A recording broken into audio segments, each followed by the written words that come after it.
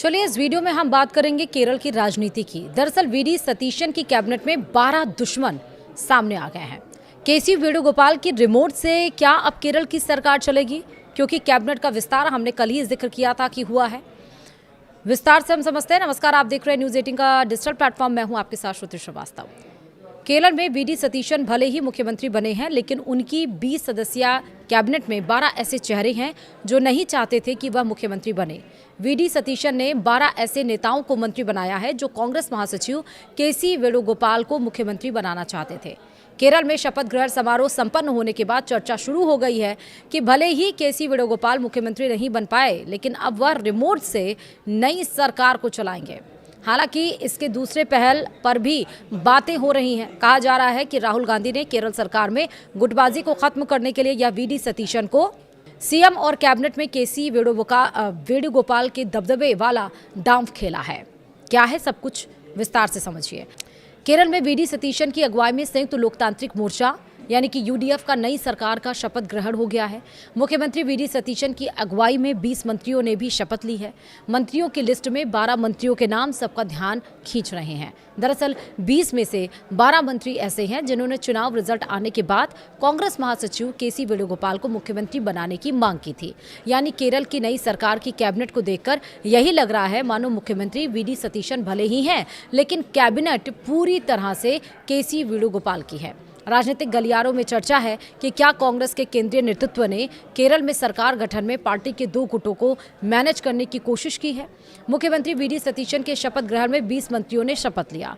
इनमें रमेश चेन्नीथला जो कि कांग्रेस के हैं, सनी जोसेफ जो कि कांग्रेस के हैं, के मुरलीधरन जो कि कांग्रेस के हैं, पीसी विश्वनाथ जो कि कांग्रेस के हैं, एपी अनिल कुमार जो कि कांग्रेस के हैं, रोजी एम जॉन जो कि कांग्रेस के हैं, टी सिद्दीकी जो कि कांग्रेस के हैं, बिंदु कृष्णा कांग्रेस, एम लिजू कांग्रेस, ओजे जनीश कांग्रेस, के तुलसी कांग्रेस, पीके कुनहाली कुटी जो कि आईयूएमएल के हैं, PK Basheer IUML, K M Shaji IUML और N Shamsuddin IUML, VE Abdul Gafoor IUML, Mons Joseph Kerala Congress, Shibu Baby John revolutionary specialist socialist party और सीपी जॉन जो कि कम्युनिस्ट मार्क्सिस्ट पार्टी केरल राज्य समिति और अनूप जैकब केरल कांग्रेस शामिल हैं।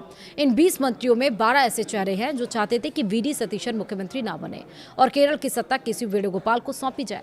माना जा रहा है कि केरल में मुख्यमंत्री पद की दौड़ में पिछड़ने के बावजूद केसी वेणुगोपाल ने नई सरकार के गठन में अपनी मजबूत पकड़ साबित कर दी है। बताया ये जा रहा है कि कांग्रेस कोटे के ज्यादातर मंत्री वही हैं जिन्होंने मुख्यमंत्री पद की लड़ाई के दरमियान वेणुगोपाल का समर्थन किया था। इनमें सनी जोसेफ, एपी अनिल कुमार, रोजी एम जॉन, ओजे जनीश कुमार, पीसी विश्वनाथ, बिंदु कृष्ण और टी सिद्दीकी जैसे नाम शामिल बताए जा रहे हैं। के तुलसी को भी वेणुगोपाल खेमे के करीब माना जा रहा है। वह पल्लक्कड़ से कांग्रेस सांसद वीके श्रीकंदन की पत्नी है। वहीं के मुरलीधरन के रुख को लेकर साफ तस्वीर सामने आई है। ऐसी भी चर्चा है कि मुख्यमंत्री पद की दौड़ के दरमियान कांग्रेस के 44 जिलों ने वेणुगोपाल के समर्थन में अपनी राय दी थी। नई कैबिनेट में उनकी दलों की मजबूत पहचान को इसी राजनीतिक ताकत का संकेत माना जा रहा है। केरल में वीडी सतीशन के नेतृत्व वाली सरकार के शपथ ग्रहण पर कांग्रेस महासचिव केसी वेणुगोपाल ने कहा कि संयुक्त लोकतांत्रिक मोर्चा यानी कि यूडीएफ सरकार के पास मंत्रियों की सबसे सक्षम टीम में से एक है। वह जनता की आकांक्षाओं के अनुरूप आगे बढ़ेगी। उन्होंने ये भी कहा कि यूडीएफ सरकार में हमारे पास मंत्रियों की सबसे सक्षम टीम में से एक है। राज्य एक ऐसी नई शासन व्यवस्था की आशा में प्रतीक्षा कर रहा है जो अनावश्यक विवादों में उलझने के बजाय सार्थक परिवर्तन ला सके और जनता के लिए कार्य कर सके। वहीं यूडीएफ सरकार इस जिम्मेदारी के लिए खुद को तैयार कर रही है और उसे कार्य करने के लिए समय दिया जाना चाहिए।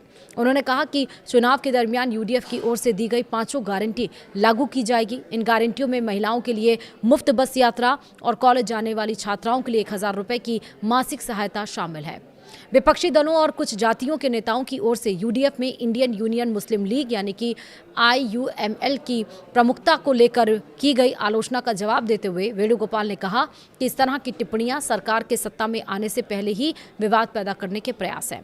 उन्होंने कहा कि इस तरह के जहरीले बयानों से बचना चाहिए। आगे बोला, चुनाव परिणामों से ही स्पष्ट हो गया है कि केरल के लोग सांप्रदायिक ध्रुवीकरण को स्वीकार नहीं करते।